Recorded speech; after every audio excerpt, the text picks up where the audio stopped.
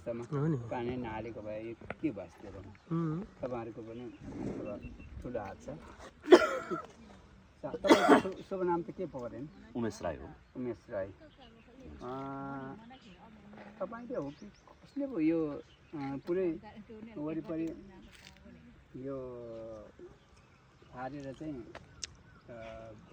फुल रोपेको थिएँ? रमेश। ए रमेश राई हो नि, मैले हेरेको थियो भिडियोमा। ए पानीको ट्याङ्की पनि यहाँ छ है रमेश बाबाले नि? ए ल हजुर। ए ल कहाँबाट आउनु? हामी सोलुखुम्बु हो। सोलु बसाइ चाहिँ अमेरिकातिर बस्छु।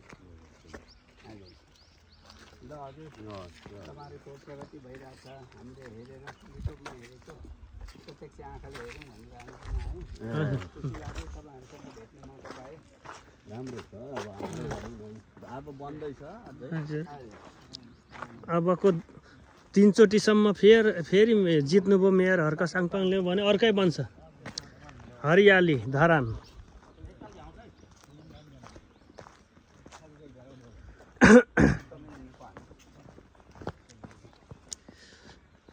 यो चाहिँ मेयर हर्क साङपाङ।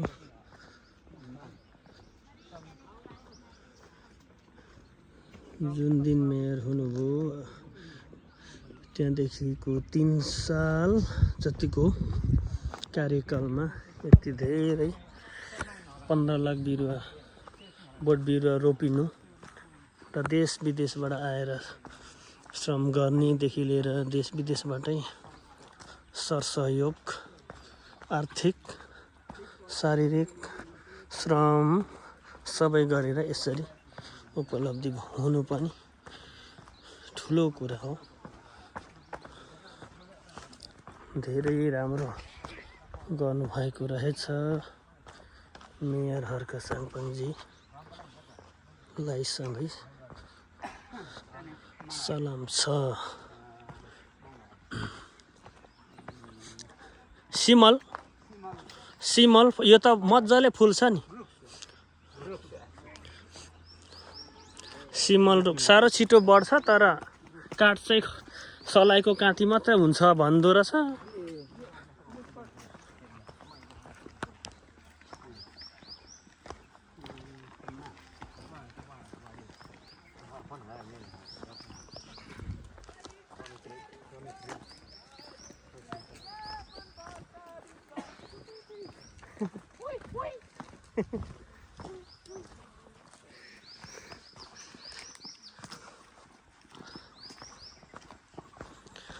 श्रम संस्कृति पार्क पनि घुमियो तर आधी मात्र घुमियो होला हौ। बोट बिरुवा रोपेको छ है।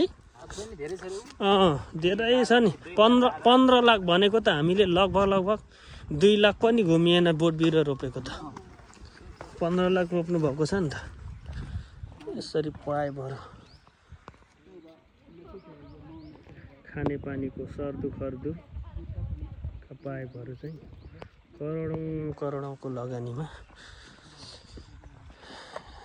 विदेशमा रहनुभएको नेपालीहरूको सरसहयोग आर्थिक सहयोगले धरानलाई त्यो आर्थिक सहयोग गरेको पछि चाहिँ यो पाइपहरूको उपलब्ध किनेसँगै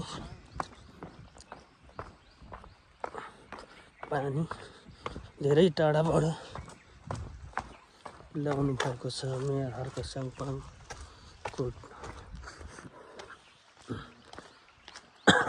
टिमले त्यो धेरै पाइप देख्न सकिन्छ। सर्दु खर्दु यता पनि पाइप